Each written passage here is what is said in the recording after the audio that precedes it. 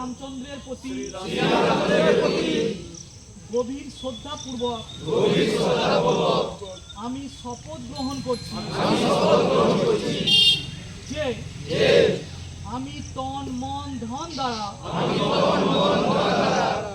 হিন্দু ধর্ম সংস্কৃতি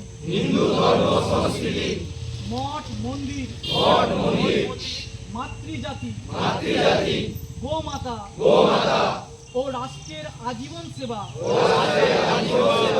এবং সুরক্ষা করব। এই পবিত্র কাজ করার জন্য আমি স্বেচ্ছায় বজরঙ্গ দলের সকল অনুশাসনের মান্যতা দিয়ে সংগঠনের কাজ করব।